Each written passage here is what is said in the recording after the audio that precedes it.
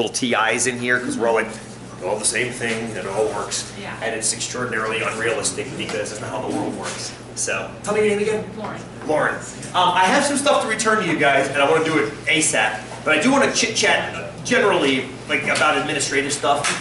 Lauren had an extraordinarily a good point that may have affected some of you guys, or it may affect some of you guys when you work, if you work on the quizzes that are due on Thursday. So, there was a video, Excel video, that explains to you how to copy and paste data into an Excel spreadsheet copied from a PDF document.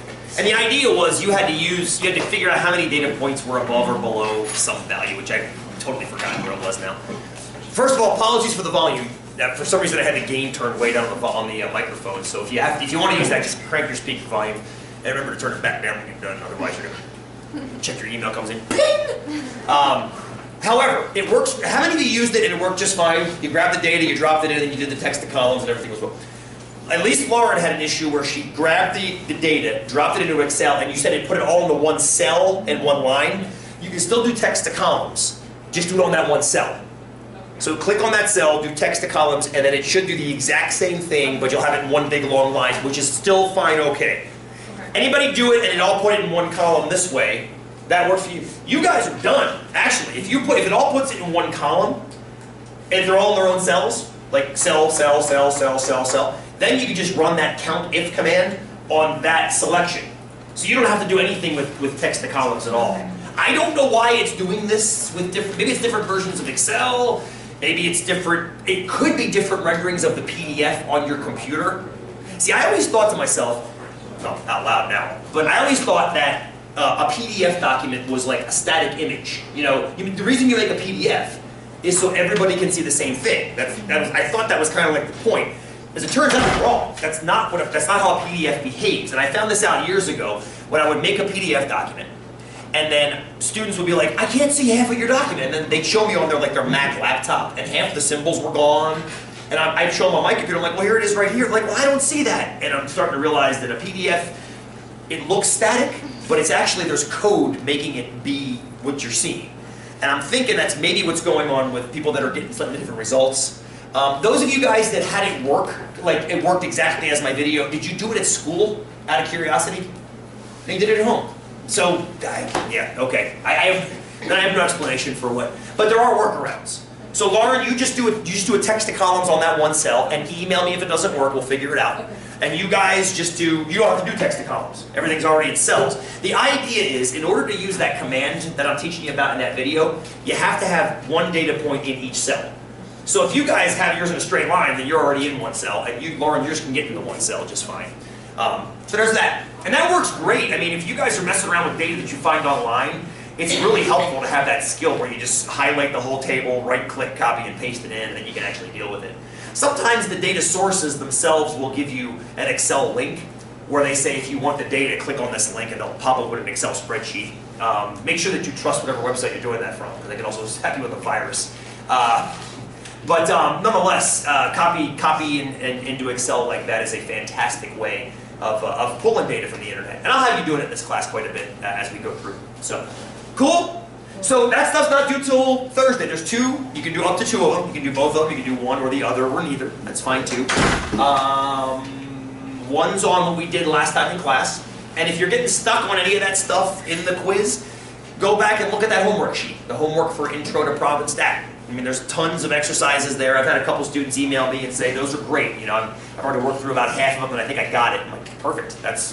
Do as much or as little of it as you need. There's way more there than I expect you to do, I guess is what I'm getting at. Like, I don't expect you to actually do every single one of them. But for those who want more, there's more. There's more. Self-guide yourself through that, I guess. The other quiz is just a primer quiz, which we were just talking about. So it's just like little math skills you want to have coming in here. So, and I'll post next week's quizzes at some point today or tomorrow. That'll be on Central Tendency. I'll probably put another primer quiz up, because what the hell? I mean, very often we call 0.66%, or we call, 0.06, 60%. So maybe I'll just put another one of those up there just to kind of tighten down those bolts. It's amazing. You guys, a bunch of you guys took 111, I think, right? And it's amazing how simple little arithmetic gets lost when you take a class like that. And you're so used to like f of x equals blah, blah, blah, over blah, blah, blah. All of a sudden you forget that 1/2 equals 0.5. So we might, one of my, it breaks my heart, but scientific notation, which I don't think I included any of that on this quiz, did I? Let me throw a quiz up for next week with scientific notation on there, because that's the kind of thing, like in 111, I'm sure you guys saw this, in 111 very often you'd hear like, you're like, what does this 1.2 e negative 6 mean? I'm like, it means 0. And what do they just say 0? And I'm like, oh boy, it's a great question. Why don't they just say 0? And the quick and easy answer is that TI can't just say 0, because it's trying to evaluate something. But in a statistics class, if you get an answer like whatever I just said, 1.4 e negative 6, it means 0 essentially, because what it means is 0.000014, which is a really, really small number, which is essentially 0 or 0%. So let me do a primer quiz number 2. We'll tag that on next week with whatever quiz we post for next week, like the class quiz. Primer quiz number 2. And that way, when you experience things like scientific notation, on the fly in here, you'll be like, oh yeah, this is what he was spouting about week 2. Or maybe you won't remember that, but at least we'll have turned that cog in your brain and cast off some of that rust. And scientific notation is wonderful, and right up till the point it's not. Then it gets annoying. So, what questions do you guys have for me as far as assessment goes, as far as anything goes? Any questions for me? Things kind of making sense? One of the videos, I don't know if it was yours or the other classes, but I try to break them into sections where they're no more than like 5 or 10 minutes long. One of them was horribly in and out of focus last week. I don't know if it was your class or their class. I don't know why it happened. I'm going to hope it doesn't happen again. If that ever does happen, you can always just pop over to the other classes' videos. You guys currently are right with them as far as topic-wise. It'll be slightly different, obviously, because we'll get different input from everybody, but topically it'll be the same. So if that annoys you to the point where it's unwatchable, you can flip-flop over to their class and watch their videos too.